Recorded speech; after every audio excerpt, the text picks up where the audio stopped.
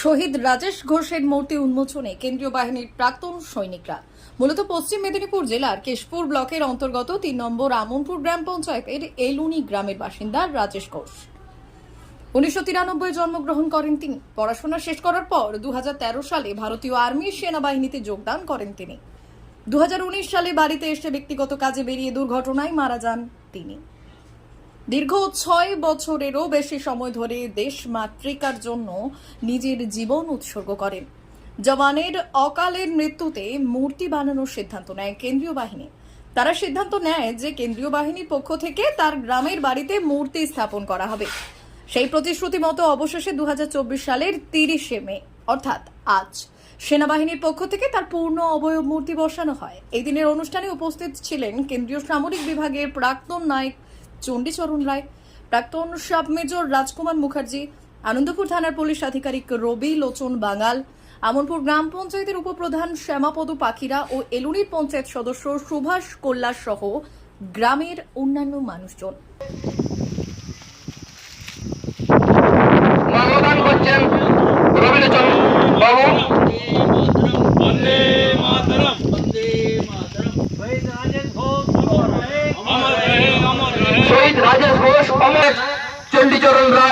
প্রাক্তন নায়ক চণ্ডীচরণ রায় বললেন, আমি সেই মাকে প্রণাম জানাই যিনি রাজেশের মতো দেশের বীর সৈনিকদের গর্ব ধারণ করেছেন।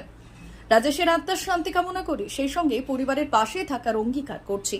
এরই সঙ্গে আবেদন রাখছি প্রত্যেক বছর এই দিনটিতে শহীদ রাজেশের প্রতি শ্রদ্ধা জানিয়ে একটি অনুষ্ঠানের আয়োজন রাখতে। আমি এই গ্রামবাসীদের উদ্দেশ্যে আগেও বললাম, এখনও আমি বলছি, এটি যেন আজকের দিনে প্রতি বছর একটি ছোট্ট অনুষ্ঠান করা হোক, তাতে গ্রামের সমস্ত ছেলে মেয়ে এবং নতুন প্রজন্ম এসে সেখানে যোগদান করুক। তারা এই সেনাবাহিনী সম্বন্ধে কিছু তথ্য নিক এবং তারা হয়ে উঠুক একদিন আমাদের মতনই বড় বড় সেনাবাহিনীর।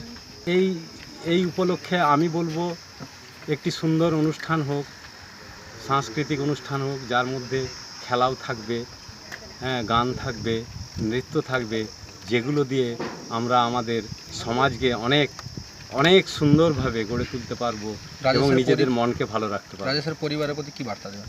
রাজেশের পরিবারের প্রতি এই